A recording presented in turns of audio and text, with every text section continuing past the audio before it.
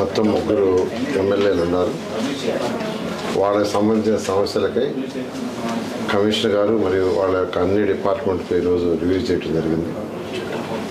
దీంట్లో మొన్న బుడమేరు వరద రావటం, దానివల్ల కొన్ని రోడ్లు డ్యామేజ్ అయినాయి. వాటిని కూడా యాక్చువల్గా డీటెయిల్ డిస్కస్ చేశారు.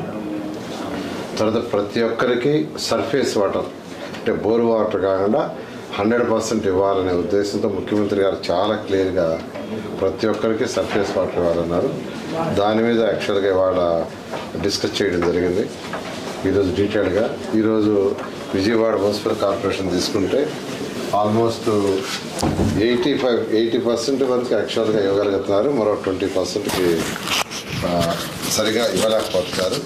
అంతేకాకుండా ప్రజాప్రతినిధులు చెప్పిన ప్రకారం డైలీ ½ అవర్ నుంచి 40 మినిట్స్ ఇస్తున్నారు, 1 అవర్ కూడా ఇవ్వట్లేదు అన్నారు. దాని మీద యాక్చువల్గా డిస్కస్ చేసాం. దానికి కొంత ఆ డిస్ట్రిబ్యూషన్ లైన్స్, కొంత సర్ఫేస్ చేసి మరొక 90 కోట్లతో యాక్చువల్గా ఈ యొక్క అమృతుల ప్రాజెక్ట్ పెట్టున్నారు. దాన్ని వీలైన తొందరగా కంప్లీట్ చేయమని ప్రజాప్రతినిధులు అడగటం జరిగింది. అయితే ఈ అమృతం ఎప్పుడో జరిగి ఉండాలి. గత ప్రభుత్వం దాన్ని నెగ్లెక్ట్ చేసింది. గత ప్రభుత్వం అది నెగ్లెక్ట్ చేయటం వల్ల అది మూలపడిపోయింది. నిజంగా అది కానీ కంప్లీట్ అయ్యి ఇవరకు చక్కగా విజయవాడ నగరంలో ఉండే ప్రతి ఒక్కరికి మినిమం 135 లీటర్స్ పర్ డే ఇవ్వగలిగేవాళ్ళం. దాన్ని ఒకటి చేయటం. అదేవిధంగా డ్రైన్స్లో సిల్ట్ చాలా పేరుకోపోయింది, దాన్ని చేయమని చెప్పారు. అధికారులు ఆల్రెడీ స్టార్ట్ చేస్తున్నారు, కానీ వీలైన తొందరలో చేయమని అదొకటి డిస్కషన్ జరిగింది.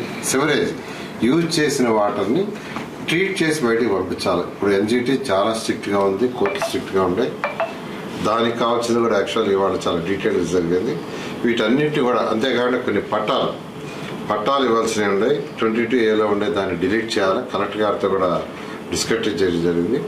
వీటిలన్నిటి కూడా యాక్చువల్గా 10 డేస్లో అధికారులని మరొకసారి ఏదైతే ఈరోజు ప్రజాప్రతినిధులు క్వశ్చన్ చేశారో దానికి సంబంధించిన సొల్యూషన్స్ అవన్నీ తయారు చేస్తే మళ్ళీ మరొకసారి 10 డేస్ తర్వాత కూర్చొని వాటన్నిటికి బడ్జెట్ కావాల్సి వస్తుంది.